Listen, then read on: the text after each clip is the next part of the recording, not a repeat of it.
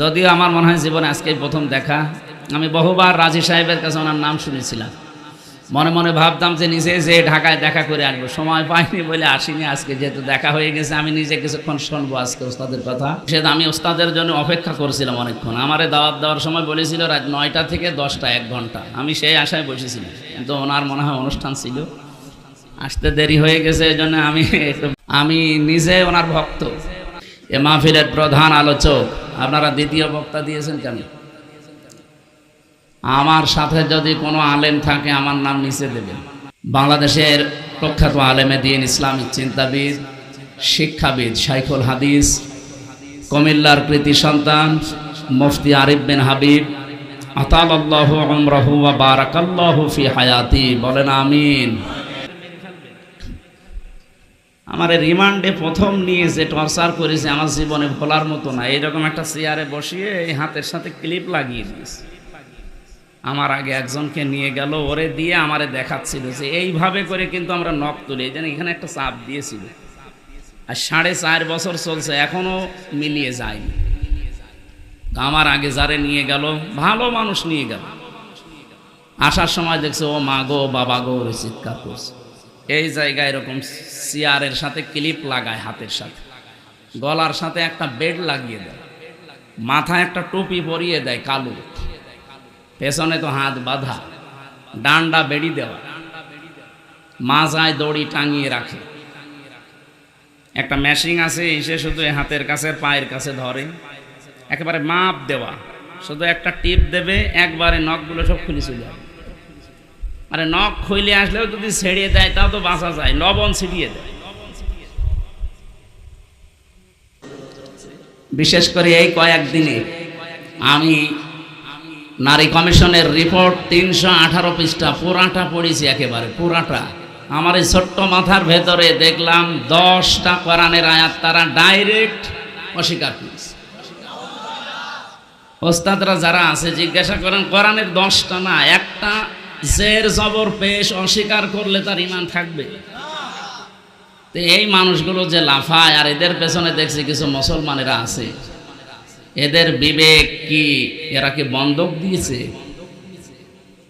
আজ আলেমরা যে এভাবে রাজপথে নেমে এসেছে রিপোর্ট দেওয়ার কারণে, এমনি না। আপনি আমারে পিঠের ওপরে 2টা বাড়ি দেন, আমি হয়তো 2 দিন পরে ভুলে যেতাম, কিন্তু যেখানে হাত দিয়েছেন এ কি ভোলার মতো? আমি একটা একটা করে পড়তে পড়তে আসছিলাম। প্রথমে তারা পারিবারিক জীবনে হাত দিয়েছে, এরপরে দিয়েছে তাদের ব্যক্তিগত যে জীবনটা। 3টা বছর আমার রিমান্ডে নিয়ে, বিশেষ করে জেলখানায় ওরা এমন টর্চার করেছে, আমার মাথার চুল থেকে পায়ের তালু পর্যন্ত 1 ইঞ্চি জায়গাও বাকি নেই। এই জন্য আমি বসতেও পারি না, 10 মিনিট পরে আমার ব্যথা হয়ে যায়। আর এমন জায়গায় ওরা টর্চার করেছে যে বউ ছাড়া কারো দেখানো যায়। আমার সাথে 76 জন আলেম আমরা এক জায়গায় ছিলাম, বিশেষ করে মাওলানা মামুনুল হক, মাওলানা শাকাওয়াত হোসেন রাজি, মাওলানা জোনায়েদ আল হাবিব, মাওলানা মনির হোসেন কাশেমি, এরপরে মুফতি নূর হুসাইন নুরানি হাফিজাহুল্লাহ। আল্লাহ রাব্বুল আলামিন আলেমদের মর্যাদা সম্মান দুনিয়া আখিরাতে আরো বাড়িয়ে দিক। আমি ঋণী খালিদ সাইফুল্লাহ আইয়ুবী, আল্লাহরে বান্দার কাছে আমি ঋণী। ভেতরে তো আসলে কেউ কারো না, এমন একটা জায়গা, ওটা একটা আলাদা জগৎ। আর জালেমরা আমাদের সাথে এমন আচরণ করেছে, 24 ঘন্টা তালা লাগিয়ে রাখত, এরপরে দিয়ে রেখেছে সিসি ক্যামেরা। বিশেষ করে আমারে আর মামুনুল হকরে কেউ যেন আমাদের সাথে কথাও না বলে, দেখাও না। ওখানে কেউ যদি একটু তাকায় আমার দিকে ওনার দিকে, ও একেবারে ডাইরেক্ট খবর হয়ে যায় জায়গা মতো।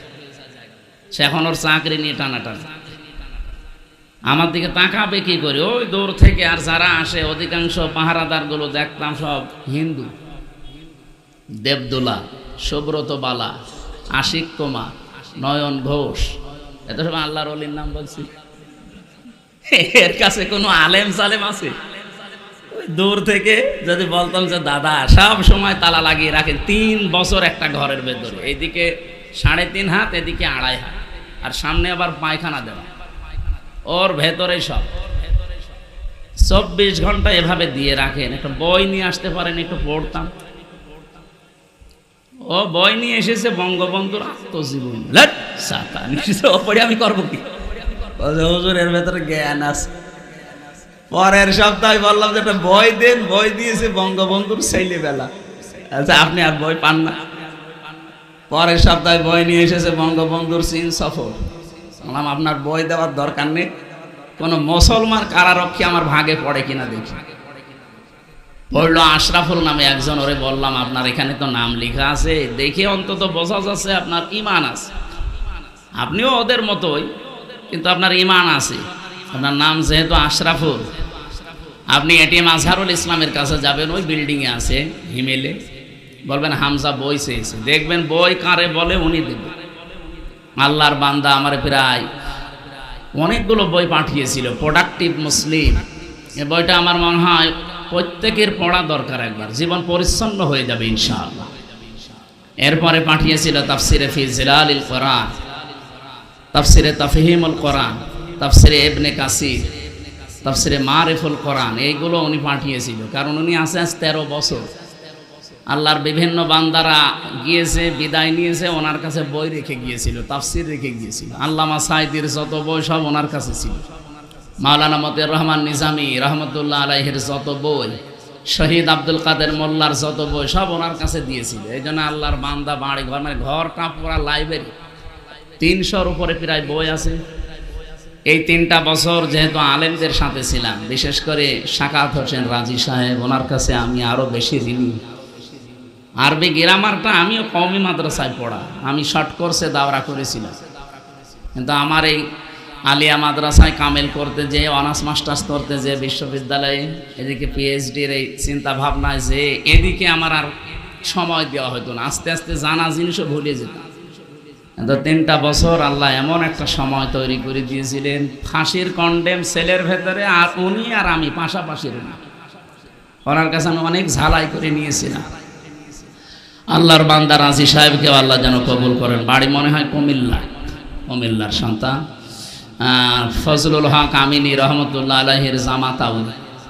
সম্মানিত ভাইরা, আমার শরীর এখনো পর্যন্ত স্বাভাবিক হয়নি, কারণ ভেতরে ওরা এমন কিছু করেছে, আমার মাঝে মাঝে এখনো পর্যন্ত এলোমেলো হয়ে যায়।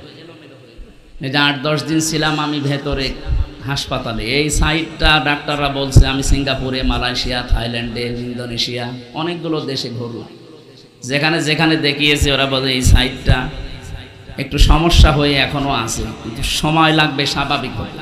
আপনি রাত জাগবেন না, সর্বোচ্চ রাত 10টা 10:30টায় ঘুমিয়ে পড়বেন, কিন্তু এই মাহফিলের জগতে এসে মানুষ কথা শুনবে।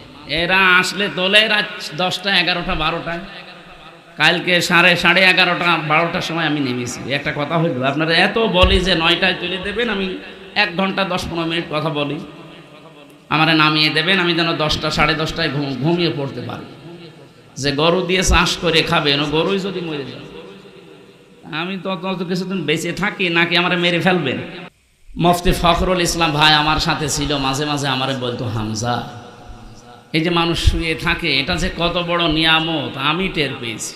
ওরা আমারে মাটির নিচে নিয়ে প্রথম দিকে এই পায়ের ভেতরে হাত দিয়ে, এই লোহার ব্যারিকেড আছে সামনে, এর সাথে শিকল লাগিয়ে দেয়। 24 ঘন্টা একটা মানুষ এভাবে বসে থাকতে পারে?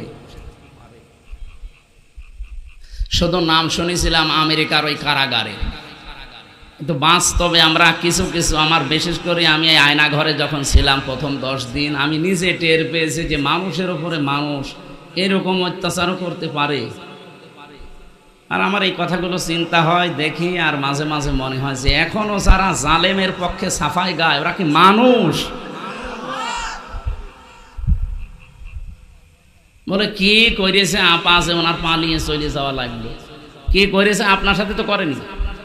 আপনার বাবারা যদি এভাবে 8 বছর ব্যারিস্টার আরমানের মতো আয়না ঘরে রেখে দিত, তখন আপনি বুঝতেন যে কি করেছে। আপনি চিন্তা করতে পারেন, একটা মানুষ 8 বছর 10 বছর একটা ঘরের ভেতরে শিকল পায়ে বাঁধা বসে আছে, ও জানে না যে ওর নাম কি, ও ভুলে গেছে, কারণ 10 বছর ওকে কেউ ডাকে না। আমার পাশের ছেলে যে ছিল, মনে হয় 7 বছর ছিল, ওর জিজ্ঞাসা করেছে তোমার নাম কি, আমার দিকে আনমনা হয়ে তাকাচ্ছে, মনে হয় ওর নামও ভুলে গেছে। কারণ ওরা কেউ ডাকে না, ওর কাছে যায় না, ওর নামই জানে না। এ কোন বছর চলছে ও জানা নেই, এটা কোন মাস চলছে ও জানে না। এখন যে কিসের নামাজ পড়বে ও তাও জানে না, কারণ নামাজের সময় আমি নিজেও জানি না। আমি নিজে নামাজ পড়েছি আন্দাজে। 4 ওয়াক্ত নামাজে আমি পরাটা টাঙানো ছিলাম একেবারে মাজায় দড়ি দিয়ে শূন্যের উপরে। আমি জানি না যে এখন কি নামাজ চলছে না কি চলছে। এমন এক ভয়ঙ্কর মাটির নিচে ঘর, দুনিয়ার কোনো আওয়াজ নেই। এই জন্য শরীরও যেহেতু ভালো না, রাত জাগাও নিষেধ।